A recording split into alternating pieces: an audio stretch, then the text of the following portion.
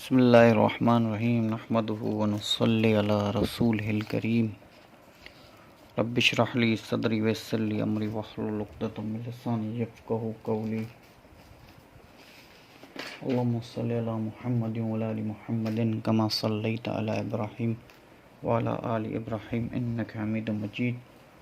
اللهم بارک علی محمد وعلی آل محمد كما صليت على إبراهيم وعلى آل إبراهيم إنك حميد مجيد اللهم بارك على محمد وعلى آل محمد كما باركت على إبراهيم وعلى آل إبراهيم إنك حميد مجيد۔ تو میرے بھائی اور دوستو بزرگوں، ہمارا جو موضوع چل رہا تھا وہ سیرت کے موضوع پہ ہے۔ تو ہماری بات جو تھی وہ یہاں تک پہنچی تھی کہ حضرت حمزہ رضی اللہ تعالیٰ عنہ بھی مسلمان ہو گئے، اور پھر آپ علیہ الصلوۃ والسلام پر جو وحی نازل ہوئی اس کے بعد پھر سارے جو صحابہ تھے وہ مسلمان ہوتے رہے آہستہ آہستہ سے۔ تو علماء اکرام فرماتے ہیں کہ مقام نبوت اور رسالت میں فرق ہے۔ یہ تو ہو سکتا ہے کہ ہر نبی جو ہے وہ ہر رسول جو ہے وہ نبی ہو سکتا ہے، پر ہر نبی رسول نہیں ہو سکتا، کیونکہ آپ علیہ الصلوۃ والسلام کو نبوت ملی تھی، رسالت نہیں ملی تھی تب تک جب تک آپ پر دوسری آیتیں قرآن کی نہ نازل ہوئی، یا ایھا المدثر قم فانذر۔ تو فرمایا کہ نبوت جو ہے، مقام نبوت جو ہے وہ صرف وحی ہوتی ہے، پیچھے نبی کی شریعت کو آپ کو فالو کرنا ہے اور اس کی دعوت دینی ہے۔ اور جو رسالت کا مقام ہے وہ آپ کو الگ شریعت ملتی ہے، آپ کو الگ کتاب ملتا ہے۔ ایسے جیسے ہارون علیہ الصلوۃ والسلام جو تھے وہ نبی ضرور تھے پر رسول نہیں تھے، اور موسیٰ علیہ الصلوۃ والسلام رسول بھی تھے اور نبی بھی تھے۔ اسی حساب سے رسول اکرم صلی اللہ علیہ وسلم کو اللہ جل شانہ نے نبوت سے بھی نوازا تھا اور رسالت سے بھی نوازا تھا، اور اسی لیے فرماتے ہیں کہ کیونکہ آپ علیہ الصلوۃ والسلام پر پہلے وہی جو اقرأ بسم ربک الذی خلق نازل ہوئی تو آپ کو رسالت نبوت ملی۔ دعوت کے لیے اللہ نے نہیں کہا۔ جب دوسری وحی نازل ہوئی تو آپ کو رسالت ملی، اور پھر آپ نے دعوت کی محنت کو شروع کیا، حتیٰ کہ لوگوں کو مسلمان کرتے رہے۔ تو پھر آپ نے اپنے گھر سے محنت شروع کی، اور پھر اپنے خاندان میں حضرت صفیہ بی بی صفیہ رضی اللہ تعالی عنہ جو آپ کی چاچی تھی وہ بھی مسلمان ہو گئی۔ ایمان فقراء میں بلال رضی اللہ تعالی عنہ بھی مسلمان ہو گئے۔ اور جیسے میں نے آپ کو پہلے بتایا تھا کہ فقراء صحابہ میں جو تھے خباب تھا، یاسر تھے، اور عمار بن یاسر تھے، سمیہ تھی رضی اللہ تعالی عنہم۔ تو یہ سارے مسلمان ہوتے گئے۔ پہلے نبی پاک صلی اللہ علیہ وسلم کو جو نبوت سے پہلے آپ کو کہتے تھے محمد بن عبداللہ، اور آپ کی جب رسالت ملی اور آپ کی بات بڑھنے لگی تو آپ کو مکے والے کہنے لگے محمد رسول اللہ، محمد اللہ کا رسول ہے۔ اب آپ کی دعوت جو تھی پہلے تو مکے میں تھی، اب مکے سے باہر بھی چرچے ہونے لگے، بھئی ایک نبی ہے جو آسمانوں کی باتیں کرتا ہے۔ تو حضرت ابو ذر رضی اللہ تعالیٰ عنہ جو غفاری قبیلے کے ہیں، تو ان تک یہ بات پہنچی۔ مدینہ سے مکے جب جاتے ہیں راستے میں تو غفاری قبیلہ پڑتا ہے، تو انہوں نے بھی، ان کو جب یہ پتہ چلا، اور حضرت ابو ذر رضی اللہ تعالیٰ عنہ کے بارے میں آتا ہے کہ بڑے عابد زاہد صحابیوں میں سے ان کا نام تھا، اور وہ تو اس بات پہ بھی ان کا ہے کہ جس آدمی نے کل کا کھانا رکھا اس نے مطلب اللہ پہ یقین نہیں کیا، اور جس نے دوسرا جوڑا پہنا۔ تو آپ علیہ الصلوۃ والسلام ایک بار جہاد میں جا رہے تھے، تو حضرت ابو ذر رضی اللہ تعالیٰ عنہ نہیں تھے، اس میں شریک نہیں ہوئے تھے پہلے شروع میں۔ تو آپ علیہ الصلوۃ والسلام نے پوچھا ابو ذر نہیں، ابا ذر نہیں آئے؟ تو صحابہ نے کہا یا رسول اللہ وہ نہیں آئے۔ پھر آپ نے تھوڑی دیر کے بعد پھر پوچھا، تو پھر آپ کو صحابہ نے کہا یا رسول اللہ وہ شاید کسی کام میں تھے اس لیے نہیں آ پائے۔ تو تھوڑی دیر کے بعد آپ نے دیکھا کہ غبار کوئی گھوڑے پہ آ رہا ہے، غبار اڑتی ہوئی نظر آ رہی ہے نا ریتوں میں۔ تو آپ نے فرمایا کن ابا ذر، کم ابا ذر، کاش تو ابو ذر ہو، کاش تو ابو ذر ہو۔ تو ابو ذر رضی اللہ تعالیٰ عنہ آ گئے۔ آپ نے دیکھا کہ ابو ذر رضی اللہ تعالیٰ عنہ، پھر آپ نے ابو ذر کو فرمایا کہ ابو ذر میں تیری زندگی ایسے دیکھ رہا ہوں کہ تو جب رہے گا میرے بعد تو اکیلا ہی رہے گا، اور تیری جو موت ہوگی وہ بھی اکیلے میں ہوگی۔ بڑے عابد صحابہ میں ان کا شمار ہے۔ تو ویسے ہی ہوا، نبی پاک صلی اللہ علیہ وسلم کے جانے کے بعد دنیا سے تو حضرت ابو بکر کا دور آیا، حضرت عمر کا دور آیا، جب حضرت عثمان کا دور ہے، حضرت عثمان نے کہا اے ابو ذر تو مہربانی کر کے کہیں اور پڑاؤ ڈال دے، کیونکہ تمہارے فتوے جو ہیں اتنے سخت ہوتے ہیں کہ لوگ اس پہ مطلب وہ ہو جاتے ہیں، مہربانی کر کے تم کہیں اور جاؤ۔ تو ربضہ ایک ہے علاقہ مدینے کے باہر، پھر انہوں نے اپنا پڑاؤ وہاں پہ ہی ڈالا اور کہاں وہاں پہ کیا، اپنا ایک گھر بنایا، اکیلے رہتے تھے بیوی کے ساتھ، اور فرمایا اسی حال میں ان کے پھر اکیلے میں ہی وفات ہوئی۔ اور جب کوئی ان کے پاس آتا تھا علم سیکھنے کے لیے تو ان کو علم سکھاتے تھے، اور بڑے زاہد صحابہ میں ان کا نام ہے، بڑے زاہد صحابہ میں۔ فرمایا کہ ابو ذر پھر وہاں پہ ہی قیام کرنے لگے۔ پھر جب موت ہوئی تو ان کی بیوی رونے لگی، اب آپ کو غسل کون دے گا، اب آپ کا جنازہ کون پڑھے گا؟ اس نے کہا نہیں رو نہیں، یہ میں نے حضور سے سنا ہے کہ تم اکیلے ہی رہو گے، اکیلے ہی جاؤ گے۔ تو ابو ذر رضی اللہ تعالیٰ عنہ کو پھر غسل، جو ابو ذر نے کہا اپنی بیوی کو کہ مجھے غسل بھی تم دینا اور کفن بھی تم دینا اور باہر رکھ دینا، اور پھر آواز لگانا، اعلان کرنا، آواز لگانا کہ یہ اللہ کے رسول کا صحابی ہے ابو ذر، اور یہ اس دنیا سے رخصت ہو گیا ہے، کوئی اس کا جنازہ پڑھا دے بس۔ تو فرماتے ہیں کہ ان کی بیوی نے کہا کہ میں نے ایسے ہی کیا، غسل دیا، پھر کفن دیا، پھر باہر رکھ کے پھر تو ایک صحابہ کا لشکر، تھوڑی دیر کے بعد ایک صحابہ کا لشکر آیا، انہوں نے کہا ایسے ہی پڑا ہوا ہے، یہ کس کا ہے؟ فرمایا جب تحقیق کی تو پتہ چلا ابو ذر کا ہے۔ بڑے صحابہ خوش ہوئے، انہوں نے پھر ان کو دفنایا اور جنازہ پڑھا اور پھر دفنا دیا وہیں پر ہی۔ تو ان کے بھائی تھے انیس، وہ بڑے شاعر تھے، اور انہوں نے ان کو جب یہ بات پتہ چلی کہ ایک آدمی ہے جو باہر کی باتیں سناتا ہے، تو انہوں نے ان کو بھیجا کہ جاؤ تم جا کے خبر لے کے آؤ، کیونکہ اللہ جل شانہ ہر نبی کو وہ معجزے سے نوازتا ہے جو اس وقت کا معجزہ ہوتا ہے، اس زمانے میں چیز عام ہوتی ہے۔ جیسے موسیٰ علیہ السلام کے دور میں جادو کا زور تھا، سارے بڑے بڑے جادوگر اس زمانے میں تھے،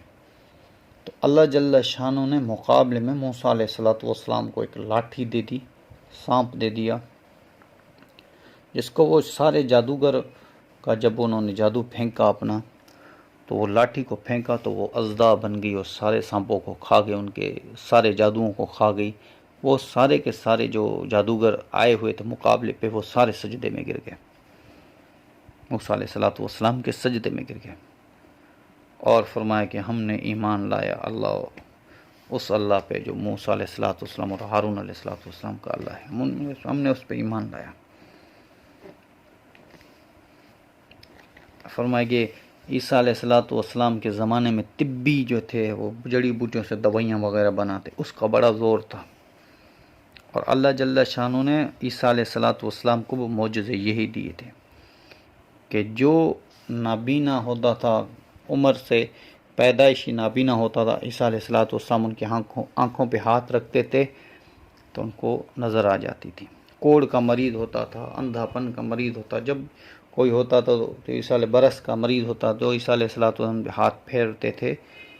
تو ان کی بیماری ختم ہو جائے۔ تو وہ سارے سوچتے تھے کہ بھئی ہماری جو ہے وہ اتنے علاج کے بعد بھی وہ نہیں صحیح ہوتا، تو عیسیٰ علیہ السلام کے پاس کے تو اللہ پاک یہ چیز ظاہر کرنا چاہتا ہے کہ یہ جو ہے ان کے مقابلے میں جہاں پر تم عاجز ہو جاتے ہو وہاں پہ نبی اللہ کے حکم سے یہ ساری چیزیں کرتا۔ اور یہ بھی کتابوں میں سنا ہے، تاریخ میں آتا ہے کہ مردوں کو بھی عیسیٰ علیہ السلام زندہ کرتے تھے، کم باذن اللہ، اللہ کے حکم سے کھڑے ہو جاؤ، وہ مردے بھی کھڑے ہو جاتے تھے۔ تو یہ بھی تاریخوں میں باتیں آتی ہیں۔ تو ابو ذر رضی اللہ تعالیٰ عنہ نے اپنے بھائی انیس کو بھیجا، اور انیس بھی مکے آیا اور اس نے آ کے خبر جو تھی وہ لی اور پھر واپس آیا، پھر ابو ذر کو بتایا۔ ابو ذر نے کہا نہیں، مجھے دل کو اطمینان نہیں، یہ تو باتیں وہی ہیں جو تم کر رہے ہو، یہ بات مجھے تم اس سے بات کرتے، تم اس کے کلام کو سنتے، کیونکہ تم بڑے عرب کے مشہور شاعروں میں تمہارا نام ہے، بڑی کتابیں تم نے لی، تمہیں پتہ ہے کہ یہ اللہ کا رسول ہے یا ایک شاعر ہے، یہ تمہیں پتہ چل جاتا کہ بلاغت تو ان کے پاس تھی نا۔ عرب میں، عرب کا زمانہ بلاغت کا زمانہ تھا۔ فرمایا کہ کوئی لوگ ہوتے تھے وہ اپنی شاعر جا کے شاعری جو ہے مکے میں لٹکا دیتے تھے کعبے میں اندر، پھر فرماتے کوئی ہے اس کو چیلنج کرنے والا، کوئی دوسرا بڑا شاعر ہوتا تھا، اس کا شعر ہوتا تھا تو وہ پھر اس کو اتار کے وہ لگا دیتے تھے، اس کے مقابلے میں نبی پاک صلی اللہ علیہ وسلم نے انا اعطیناک الکوثر لگا دی، فصلی لربک وانحر ان شانئک هو الابتر، نبی پاک صلی اللہ علیہ وسلم نے وہ لکھ کے لٹکائے۔ تو جب تک ان کا دور تھا کسی نے نہیں اتاری، کسی نے مقابلہ ہی نہیں کیا، جو آتا تھا بڑے بڑے سے شاعر آتے تھے وہ بھی دکھتے نہیں، یہ کلام نہیں ہے، یہ انسان کا کلام نہیں ہو سکتا، جس میں اتنی باریکیاں اور اتنی سمجھنے کے لیے اتنی چیزیں ہوں، یہ انسان کا کلام نہیں ہو سکتا۔ اور سوچ کے، حالانکہ 3 آیتوں کی چھوٹی سی ایک صورت ہے، سارے عرب مل کے اس کو بھی مقابلہ نہیں کر پائے شاعری میں۔ تو وہ پھر خود آئے، ابو ذر رضی اللہ تعالیٰ عنہ خود آئے، اور ایک روایت میں آتا ہے جس کا مفہوم ہے، تاریخوں سے آتی ہے ایک روایت میں جس کا یہ مفہوم ہے کہ ابو ذر رضی اللہ تعالیٰ عنہ 3 دن وہاں پہ قیام کیا کعبے کے پاس نزدیک، کیونکہ وہاں پہ دور ایسا تھا کہ کسی سے اگر بات کرتا ہے تو وہ ان کو مارتے، کوئی نبی پاک صلی اللہ علیہ وسلم کے بارے میں پوچھتا تو مکے والے ان کو مارتے، ہاں کہ آپ پھر نبی پاک صلی اللہ علیہ وسلم کا پھر وہ نام ہی نہ لے، جو مار کھائے گا بار بار تو کون نام لے گا۔ تو یہ وہ دور تھا کہ جس کو بھی مسلمان ہوتے دیکھتے تو اس کو مارتے، اس پر ظلم ڈھاتے، یہ وہ زمانہ تھا۔ تو نبی پاک صلی اللہ علیہ وسلم حضرت ابو ذر رضی اللہ تعالیٰ عنہ فرماتے ہیں کہ میں 3 دن کعبے میں رہا تو میں نے دیکھا کوئی ہے ہی نہیں، ایسی کوئی بات ہی نہیں ہوئی، تو میں نے کہا بھئی، تو میں بھوکھا بھی تھا، پیاس بھی تھا، تو میں کیا کرتا، زمزم کا پانی پی لیتا، میری بھوک اور پیاس مٹ جاتی، میں وہاں پر ہی قیام کرتا۔ تو فرمایا ایک دن کیا ہوا کہ 2 عورتیں آئی اور 2 بت ہیں کعبے کے دروازے پر رکھے ہوئے تھے، دروازے کے پاس رکھے ہوئے تھے، ایک اساب نام تھا، دوسرا کا نائلہ تھا، وہ آ کے ان کی عبادت کرنے لگی۔ تو ابو ذر فرماتے ہیں کہ مجھے تو پتا تھا، میرے بھائی نے تو اسراب اور نائلہ کے بارے میں شاعری میں بڑا لکھا ہوا تھا، تو میں نے ان کو کہا کہ بھائی یہ تو وہ لوگ ہیں جو ایک مرد تھا ایک عورت تھی، وہ آئے کعبے کے پاس نا، کعبے کا، اور انہوں نے زنا کیا کعبے کے پاس، بے حرمتی کی کعبے کے پاس، کعبے کے اندر جا کے انہوں نے بے حرمتی، اللہ جل شانہ کا عذاب نازل ہو، ان دونوں کو پتھر بنا دیا۔ تو مکے والوں نے کیا کیا کہ ان کو باہر نکال کے دروازے پر، تاکہ سب کو عبرت ہو، اور عبرت تو چھوڑو، پھر مکے والوں نے خود نہیں، آہستہ آہستہ بڑے تو چلے گئے، اب جب چھوٹے آئے انہوں نے کیا کیا، عبادت شروع کری، بھئی یہ بھی ہمارے بت ہیں، یہ بھی ہمارے بت ہیں، تو وہ ان کی عبادت کرنے لگے۔ تو ابو ذر رضی اللہ تعالیٰ عنہ نے کہا میں نے تو اپنی شہروں میں پڑھا تھا صاحب اور نائلہ کے بارے میں، پر میں نے ان کو کہا بھئی یہ تو بڑے، تم ان کو خدا سے ملا رہے ہو، خدا کے عذاب کی وجہ سے یہ تو ایسے ہوئے ہیں، انہوں نے ایسے بدکاری کی تھی۔ فرمائے وہ عورتیں دوڑتی ہوئی آواز لگا، تم ہمارے خداؤں کے بارے میں بہت کم زیادہ بولتے ہو، تم ہمارے خداؤں کو گالیاں دیتے، ایسے کر کے وہ عورت بھاگنے لگی۔ تو فرمایا سامنے سے نبی پاک صلی اللہ علیہ وسلم اور حضرت ابو بکر صدیق رضی اللہ تعالیٰ عنہ آ رہے تھے، تو آپ نے فرمایا کہ اس عورت سے پوچھو کیا ہو گیا۔ حضرت ابو بکر کو فرمایا، حضرت ابو بکر صدیق رضی اللہ تعالیٰ عنہ نے ان عورتوں سے پوچھا کیا ہوا، ان عورت نے کہا یہ ایک آدمی ہے جو ہمارے خداؤں کو گالیاں دیتا ہے۔ تو نبی پاک صلی اللہ علیہ وسلم نے کہا ابو بکر کہ یہ جو آدمی ہے جو ان کی خداؤں کو گالیاں دیتا بت کو، مطلب یہ ہمارے کام کا ہے، اس کے دل میں بھی ایمان کا ذرہ ہے۔ فرمایا کہ ہم گئے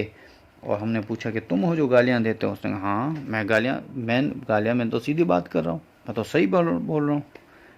اور تم کون ہو؟ آپ علیہ الصلوۃ والسلام کیا، میں نے محمد رسول اللہ صلی اللہ علیہ وسلم، اور یہ ابو بکر صدیق ہیں۔ فرمایا کہ میں آپ کو تو ڈھونڈنے کے لیے آیا ہوں یا رسول اللہ، میں نے آپ کے بارے میں بہت سنا ہے،